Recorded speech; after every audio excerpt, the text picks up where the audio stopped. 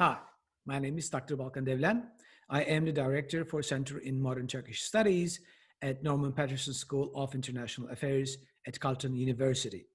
And this is our new series called Talking Turkey, in which we will have frank discussions about Turkey, Turkish politics, Turkish foreign policy, society, economy, and more with experts, academics, policymakers, authors, artists, journalists, and more who work on Turkey and beyond. In this first episode, I'm very pleased and honored to have Professor Ozay Mehmet, who is the founder of Modern Turkish Studies at Carleton University and who is a professor of emeritus from NIPSIA, joining me today to talk about hydrocarbons and the geopolitics of hydrocarbons in the Eastern Mediterranean.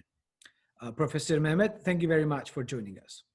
I'm delighted to take part in this excellent series. I wish you the very best. So keep up the good work, Balkan. Thank you very much. Let me start by asking you a bit about yourself. Could you tell us a little bit about your background, your academic interests, and how you end up founding MTS? I think it would be good for our listeners and viewers to learn a little bit about the backstory of how MTS came about. Thank you, with pleasure. I'm of Turkish Cypriot origin. I'm a very proud Canadian of Turkish heritage. I've been in Canada since 1964. I finished my PhD in economics at the University of Toronto, where I also met my wife, Karen. I completed and received my PhD in 1967 and started to work as an academic in Canada. I worked at the universities of Windsor, York, U of T. And then in 1975, we moved to Ottawa. I was invited to join the Department of Economics and Business Administration at the University of Ottawa, where I served for 10 years. And then in 1985, I was invited to join NIPSIA, Norman Paterson School of International Affairs. At that time, the preeminent School of Development Studies. Although it was, of course, a School of International Affairs, it had three main branches. And the biggest by far in those days was Development Studies. And I came as a coordinator of Development Studies. And I specialized in the economic development of Asian tigers, Hong Kong, Taiwan, Singapore, and then of course the second generation, Malaysia, Indonesia. I spent a whole life, in addition to being an academic, visiting and working in those countries. But in retirement, I retired from NIPSIA in 2004. I then went to a new university in North Cyprus called Eastern Mediterranean University. And I got increasingly involved in Turkish affairs. So that is, in brief, a little bit about myself. So I guess you want to talk about MTS? Yes, exactly. How did MTS came about? The backstory. Could you tell a little bit? I'm not the founder because the founder suggests like a solo performance, which definitely is not the case. This is a teamwork. I want to acknowledge the excellent cooperation I got from our sponsoring organization, the Canadian CTC, Canadian Turkish Council of Turkish Canadians, CTC in short. Colleagues in that organization, we've been discussing the need for a serious academic center and institute that would provide accurate and up-to-date information about Turkish politics, Turkish affairs. This is a history of at least 20, 25 years. Finally, we took a decisive step forward in the summer of 2011. I want to recognize the very significant contribution of the then Turkish ambassador, Refet Akgünay, who worked with CTC in an excellent manner. We developed very good relationship. So in the summer of 2011, in fact, on the very last day of his official assignment in Canada as ambassador, he signed a memorandum of understanding between Carleton University, the Dean of Faculty of Public Administration on the one hand, and CTC on the other, enabling the launching of MTS as an initiative. But the initiative was a success story. So in 2015, we were upgraded into a center, okay? Because we demonstrated that we were basically an initiative based in the community, Turkish-Canadian community, okay? So we partnered a lot of conferences, workshops with CTC, including the youth conference, and specialized conferences on energy, on foreign policy, monetary policy. We invited experts and knowledgeable people from Turkey, from the States. So we were successful in demonstrating to our colleagues and partners in the university, as well as to our donors, that we were serious, that we were doing a very important function. And so the university in 2015 created in the School of International Affairs, Modern Turkish Studies as a center. The center is very much dedicated to Kemalist principles. We want to see a democratic Turkey, fully respecting human rights, freedom of press, rule of law, gender equality, all the modern characteristics of a modern state. For us, modern Turkish studies means Republican Turkey. We are not, of course, everyone is interested in the Ottoman Empire, but we are not equipped, and it is not our mission to go into Ottoman history. That's a completely separate field.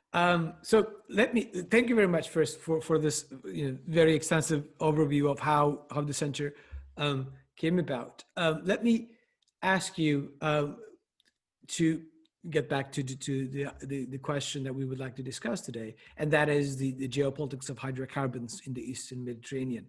There has been quite a bit of interest in the recent years, in the past 9 months, especially with regards to the tensions also increasing in the Eastern Mediterranean with Turkey and Greece and other European powers such as France, that has to do with the exploitation and search for hydrocarbon resources, natural gas and more in the region. Could you provide us with an overview of the state of the art today? What is the situation? What is the primary points of contention between these different countries? Okay.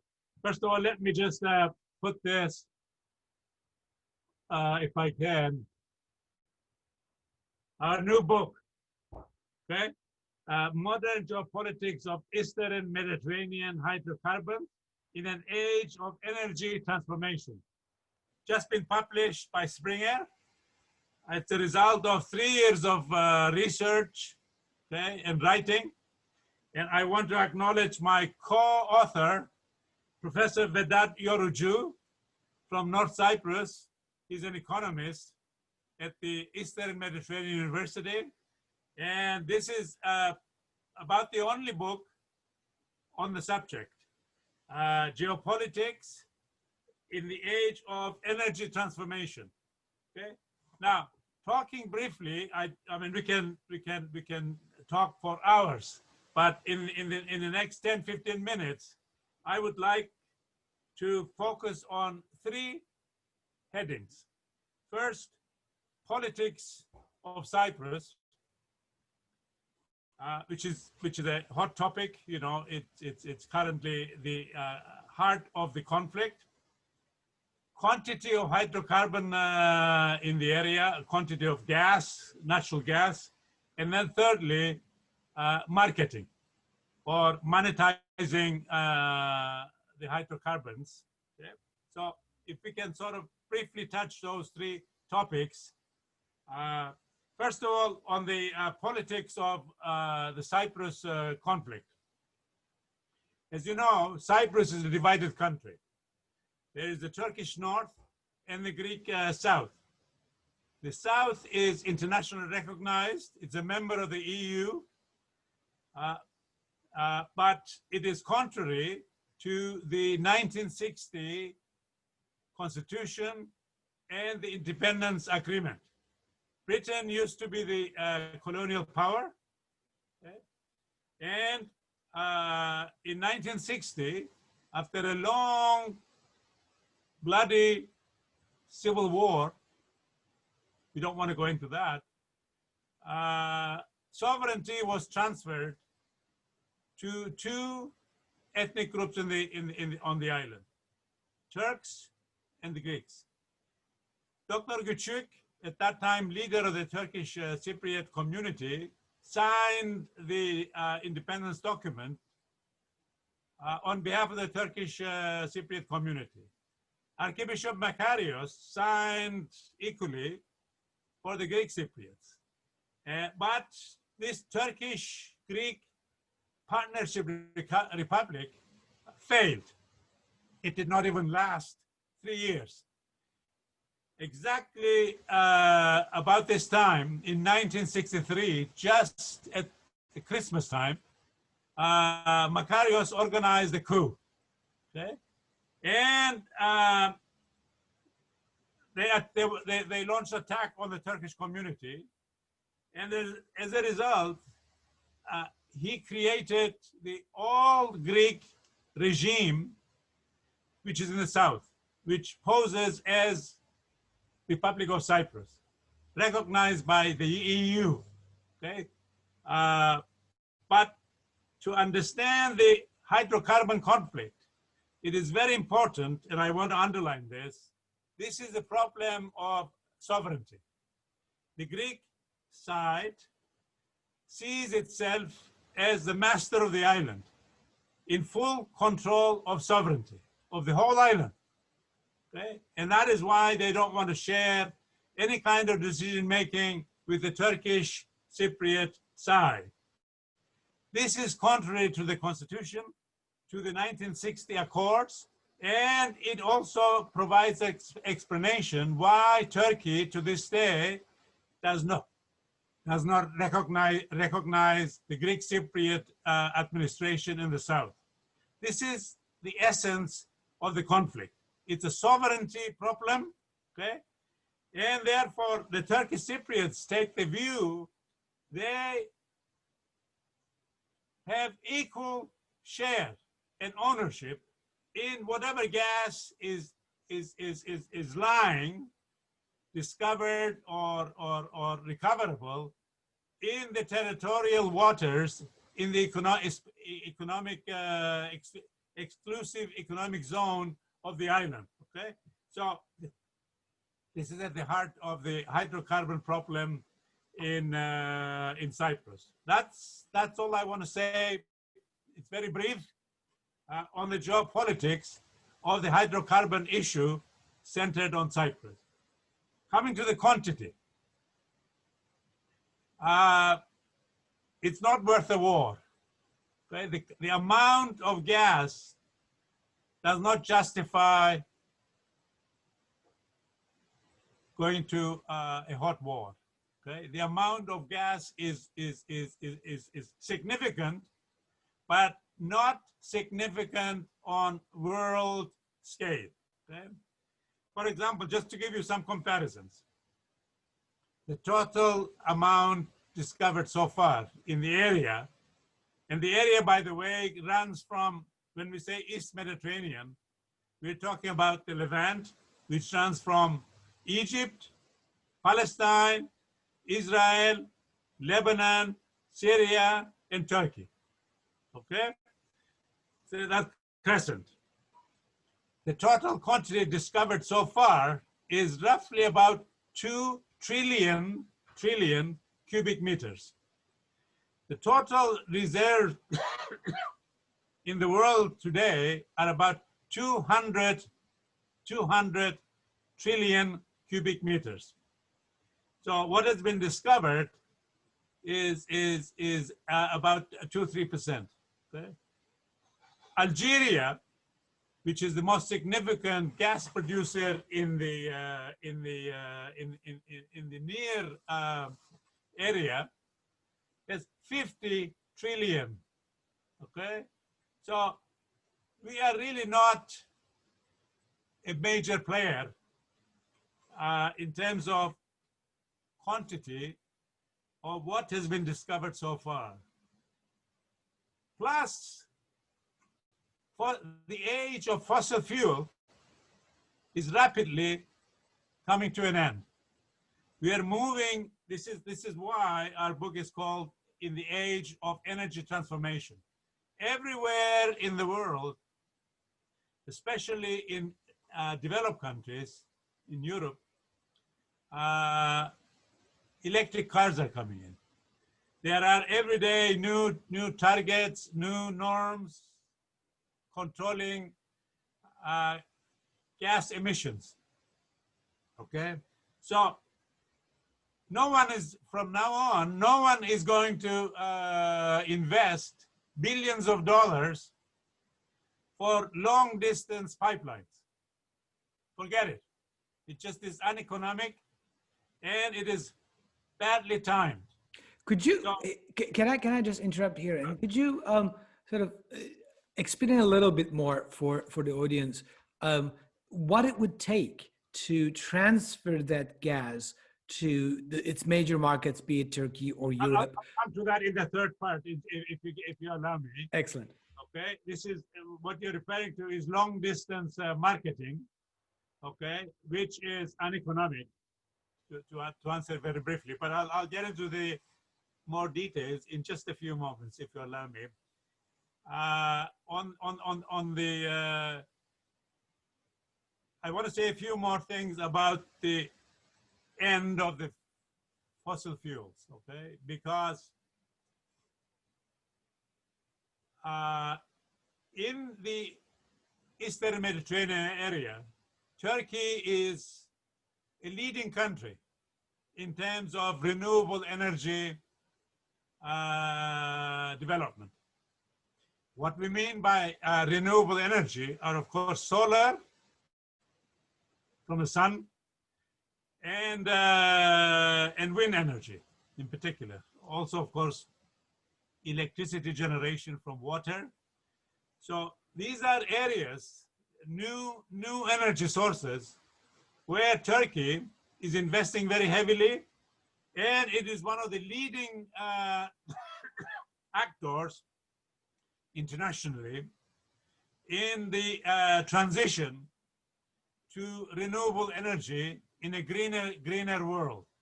By the year 2030, the age of electric cars will start. Israel, for example, has passed a law to this effect.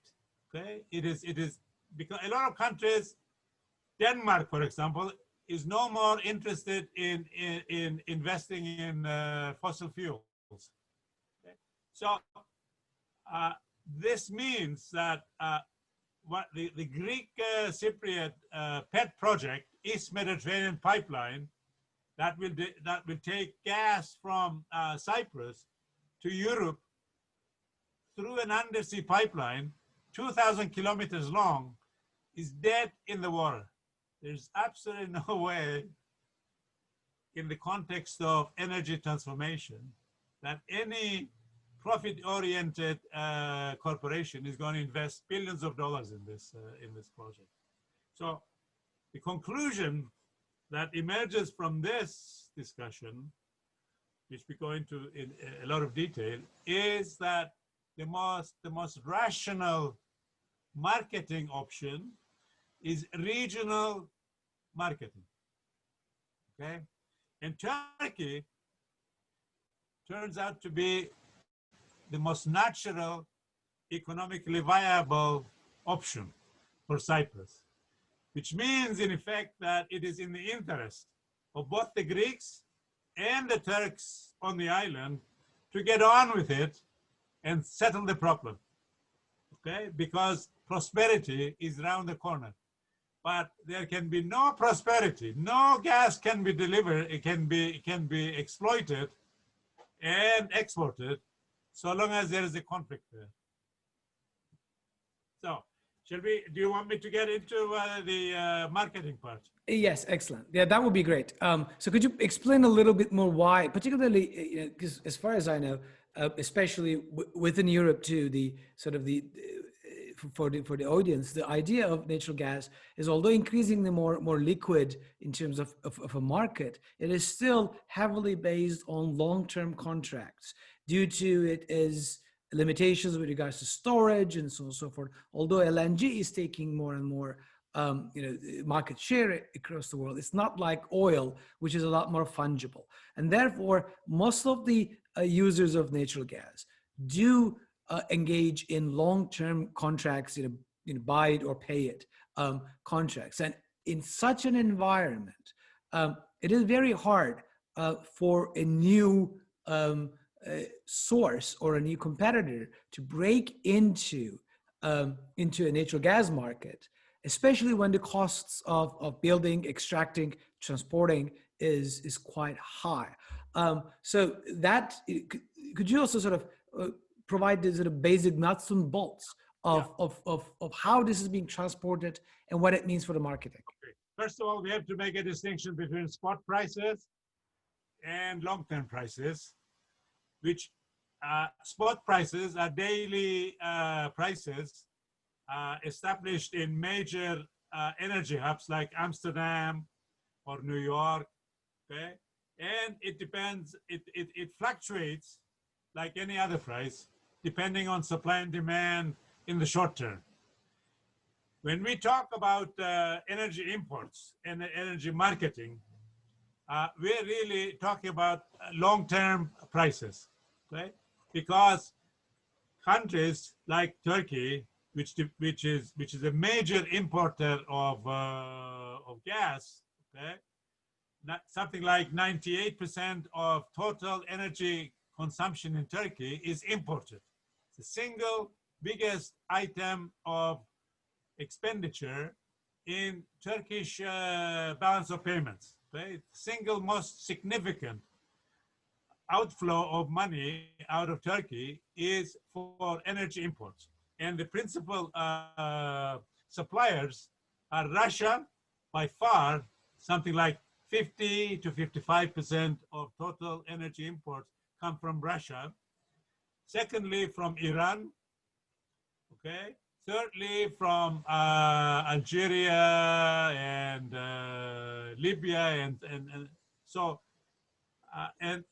these imports are all based on long-term contracts where the prices are negotiated and settled, but then there are negotiations as the market conditions change. Turkey attempts to get discount, okay?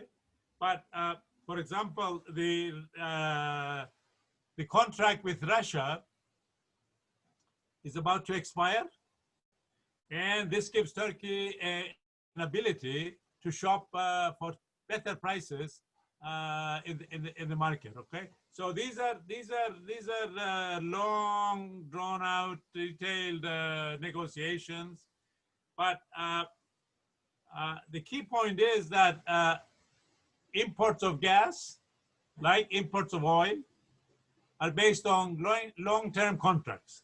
Okay? One other important point that needs to be made in the case of Turkish energy imports. I said the second most important supplier is Iran. This creates difficulty for Turkey because of American embargoes on Iran. Okay? Now, and it's a source of ongoing conflict. For example, when Turkey, Halkbank, the state bank in Turkey, got into trouble in the States, the case is still ongoing, unfinished, because the US does not want Turkey to trade with Iran. Right? They don't like the Iranian regime. They expect countries like Turkey to fall in. And Turkey says, look, I'm a sovereign country. I can do whatever I want. Pentagon or the US state, the president, not very happy about this kind of thing. And so this becomes a source of friction. Add on to this the Russian S-400, the missiles, and you can see how Turkish-American relations, simply on the basis of hydrocarbon, get into a conflicting situation, not to mention the problems associated with Syria. Okay? So the world of hydrocarbons is a very complex world with all kinds of competing interests, okay, and rivalries. In the area of marketing, these rivalries exist in all dimensions. For example, whose pipeline is going to deliver? Equally importantly, whose export terminal is going to be the energy hub? Turkey has invested very significantly and developed Iskender and Ceyhan as a regional export terminal. Well, the Greek Cypriots want to develop Limassol, okay, and the as the regional energy hub. Every country has its own hub. So therefore, the question is, which one prevails? It depends on cost effectiveness, efficiency of service. This is all economics. Okay? If you provide professional, technical, financial services like Rotterdam, you have the edge. We believe Iskenderun, Ceyhan is a logical regional export terminal because, and so do Israeli firms, by the way. They would love, Israel would love to build a pipeline going through North Cyprus to Iskenderun to deliver gas from Leviathan and then ultimately join TANAP, TAP, to Europe.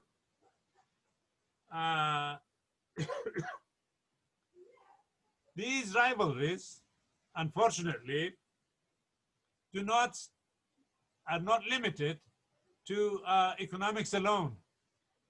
Worse conflicts prevail in geopolitics.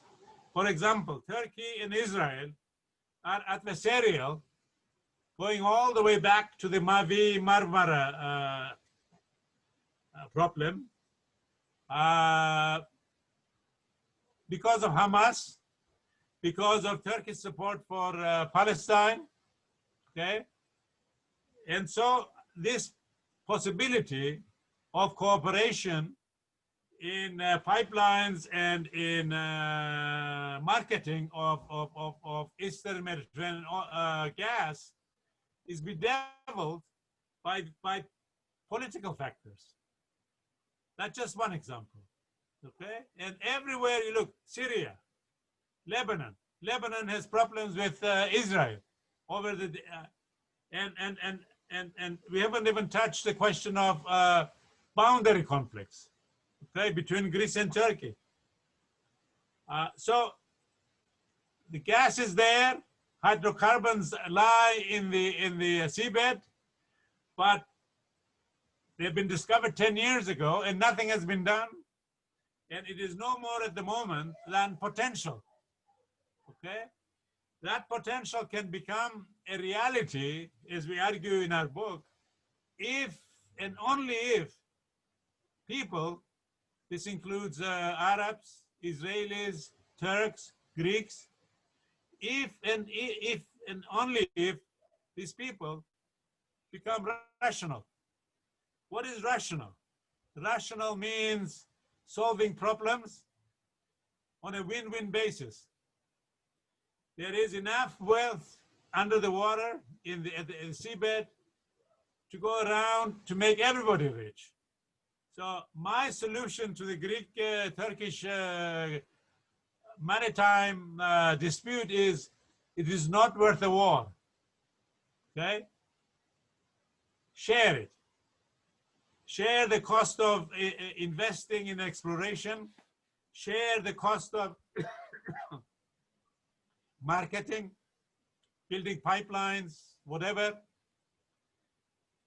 and share the benefits. This is the sensible, common sense way to go about it.